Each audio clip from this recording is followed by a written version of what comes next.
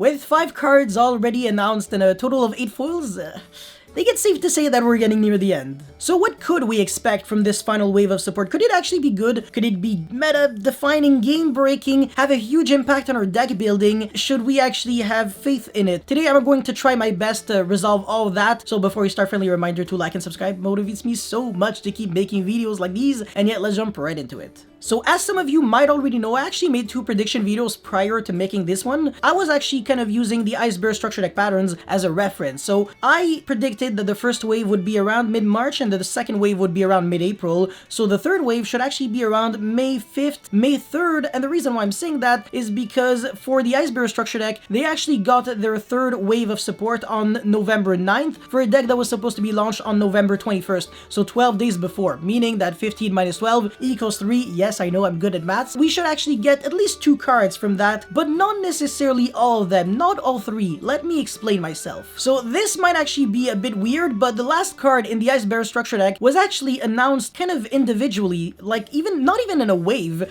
It didn't have like other cards on top of that. It was just one card, and it was only 3 days before the reveal of the structure deck, so it was November 18th. It might actually kind of be the same thing, where we get a wave 12 days before with 2 cards, and then the third and final card, so the 8th and final card basically, would be literally last minute. On top of that, there is an extremely high likelihood that either Cyberdark or Cyber Dragons, or maybe both, might actually get support cards in an actual core set, you know, right after the structure deck. That would make a lot of sense, and the reason why that could be the case is because that actually happened for the Ice Bearer cards, where I think it was November 26th or 27th, they actually got 1 card revealed in Lightning Overdrive. The structure deck isn't the only kind of glimmer of hope or light that we might actually get. Maybe even if all the cards are garbage, there might be 1 card to save us all in a core set. With all that being said, if we were to get 3 extra cards, just 3, what could they realistically be? And what should we actually aim for? So the first one that actually comes to my mind would be a Cyber Dragon trap. Well, actually, I'm so sorry, a Cyberdark trap, counter trap specifically. I know a lot of people would like that. Cyberdark is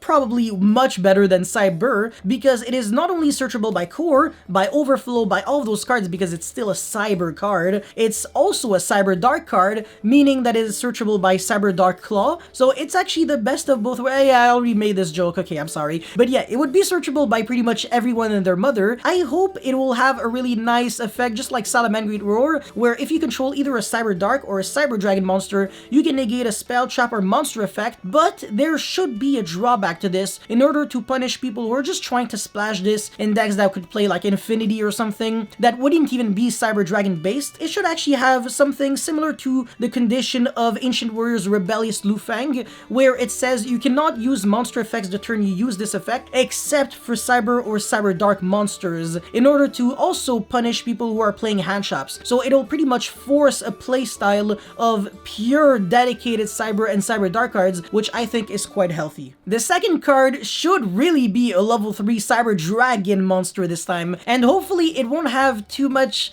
gimmick in order to make it kind of like a double, I don't know, a flexible card for Cyber Dark too, because when we get that, usually you're telling yourself, well, it's good because both decks can use it, but at the end of the day it becomes a card that nobody can use. But yeah, if this card is a level 3 Cyber Dragon monster, it should have an effect to special summon itself, and also it should have another foolish effect, kind of similar to Cyber Dark Chimera, or an effect when it is actually getting banished. And I don't want the special summon from hand effect to be similar to Nexter or Fear. I want it to be just a free special summon whenever you control a Cyber Dragon monster, and that's it, that's all. And it could also have a level modulating effect where it makes all Cyber Dragon monsters on your field level 5, or only itself, in order to not power creep Cyber Dragon Dry too much, because otherwise it would be way too good. The third and final card, unfortunately, I think it'll be a hybrid, kind of similarly to Attachment Cybern, and I really don't want that to happen, like absolutely not. By being completely realistic, it will definitely be a hybrid. I think it'll have kind of